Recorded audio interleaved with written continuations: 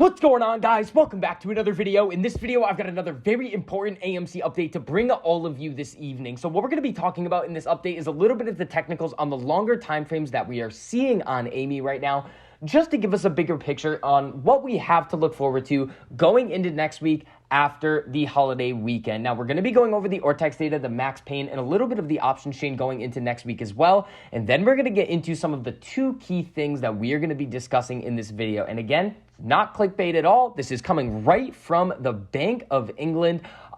And they're having some really big issues with their financial system right now, how sufficiently capitalized a lot of these hedge funds are, and what these financial institutions are going to need to do in order to make sure that they're made whole in terms of margin calls when these new rules kick in September. Now, in addition to this, we also have Ken Griffin and his team of attorneys coming after the ape community again. Cat Stryker came out with some more banners. Ken Griffin didn't like it. There's another lawsuit or a potential lawsuit. We do have to talk about this as well. So before we get into all of that information, if you enjoyed the information and analysis that I provide for you in this video, make sure you go down and hit that like button. It costs you nothing to do it, but it really helps us out a whole lot in getting this information out to as many people who want to learn. And if you guys want to see more videos like this, make sure you hit that subscribe button and turn on that notification bell so you're notified every time I post a new video. So on Friday, AMC closed the day at $13.53. The max pain for this previous week was $13, so we did end up finishing above. Not really all that much of a deal with the max pain over here, as I typically say, but it is something to keep an eye out for. Now, coming over to AMC over here on this 4-hour time frame that we've been looking at, we are very close to potentially getting a sort of a pop and hold over this 200 EMA right here on the 4-hour time frame. This is very similar to what we were potentially seeing last time before we got knocked down on that stupid halt day. But what we really want to see is a breakout like we're seeing here above the 200 EMA, consolidation around this 13 EMA right here, and then that giant boom. So that's kind of what I'm looking for here. Again, guys, if you do want to learn more about this 1348 strategy and come into our community and join all of the people making serious amounts of money with this strategy and the system that we have, make sure you check out that link down below. Now, when we come over to the Ortex data right here, again, we are seeing a little bit of funny business. It's Ortex. We do see this thing happen, these types of things happen time to time. The estimated short interest right now, 18%. We've got 153 million shares on loan. We got 41.5% max cost to borrow, 15.71% on the average, negative minimum cost to borrow as well. So let's see what happens with this Ortex data going into next week. Nothing really to freak out about. Still at 18%, still heavily shorted. Now, coming over and taking a look at max pain for the next week, we have $13 for the max pain, as we can see here, for the expiration date of July 8th. So the same right here that we were seeing last week. It could change. And again, I wouldn't put too much on max pain going into every single week. But as I like to say, it is something to kind of keep on your radar just in case. Now, let's get into this situation with margin calls before we start getting into this Ken Griffin lawsuit situation. And again, guys, make sure you guys engage with the video, hit that like button down below or drop a comment. Helps out a whole lot with the algorithms over here. So when we're looking over at this article right here from Bloomberg, Bank of England warns margin call model may underestimate hedge fund risk. Some funds may need to post more collateral, regulator says. Banks may not be demanding enough collateral from hedge funds to satisfy new margin rules that are set to go live in September, a UK regulator said. The Bank of England's Prudential Regulation Authority, or PRA, has told banks that a widely used model to calculate margin requirements doesn't appear to accurately reflect the risk some funds face in unlisted securities trades. What does this sound a lot like?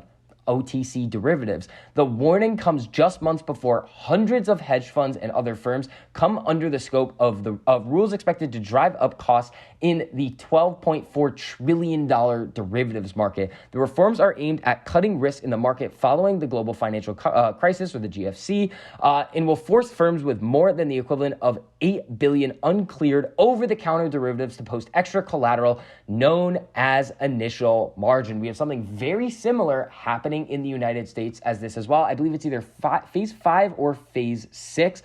That's what we designated as over here, these increased margin requirements. The threat from undercapitalized positions were underscored by the implosion of Archegos Capital Management last year, which accumulated leverage through contracts that were traded off exchanges.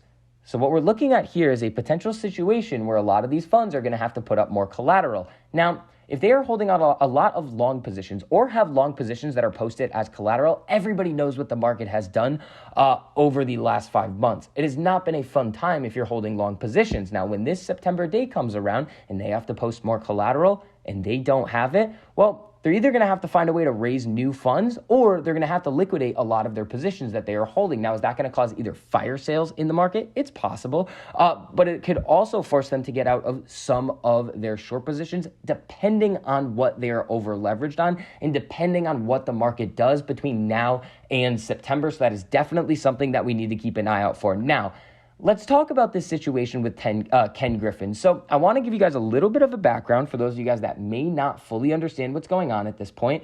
Recently, over the last few weeks, there was a new GameStop report that was released by a U.S. congressional committee. Now, what that report essentially told us is that there was more communication between Citadel and Robinhood than what was originally kind of broadcasted out to the general public when these situations were happening and ever since then. So some of the apes took it upon themselves to kind of point this out, that there's definitely something going on here that we've been talking about for the last year and a half. And then we have this lawsuit right here.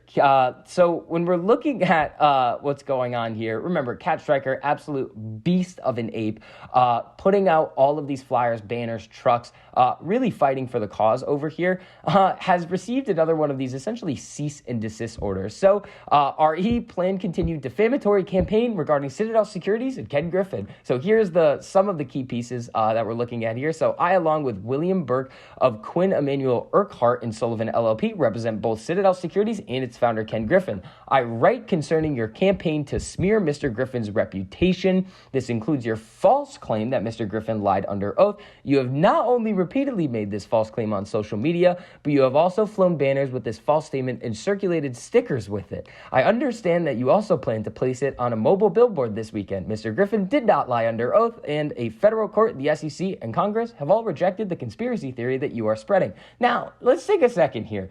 The SEC, the federal court, and Congress really haven't rejected this. When they come out and kind of tell us that there were more communications than originally actually kind of broadcasted to everybody, like I said, they haven't necessarily rejected it. Remember, the DOJ is investigating this as well, so this law firm is kind of grasping at straws here. And again, you could also consider Ken Griffin a political figure, and I believe from what I've known about defamation law, if you're a public figure, it's very hard to get these lawsuits through.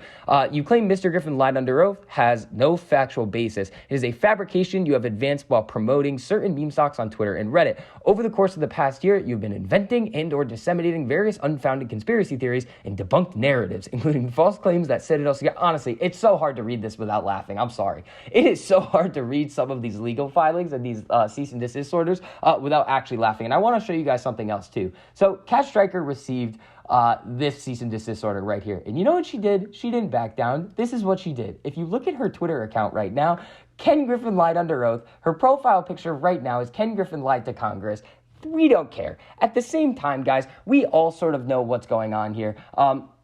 In the whole situation surrounding what happened with Citadel and Robinhood, the way that everything went down, something had to have happened. Citadel was going to have to pay Robinhood 60 times more for that order flow, according to the way that it was being calculated during that January 2021 run. There was definitely a lot of communication going on. And again, when we see all of these lawsuits, one of the things that it tells us is that they are watching. So that is going to wrap up this update on AMC. If you enjoyed the information and analysis that I provided for you in this video, make sure you go down and hit that like button. It costs you nothing to do it, but it really helps us out a whole lot in getting this information out to as many people who want to learn. And if you guys want to see more videos like this, make sure you hit that subscribe button and turn on that notification bell so you're notified every time I post a new video. So I hope you guys are having a great evening, and I will see you guys in the next one.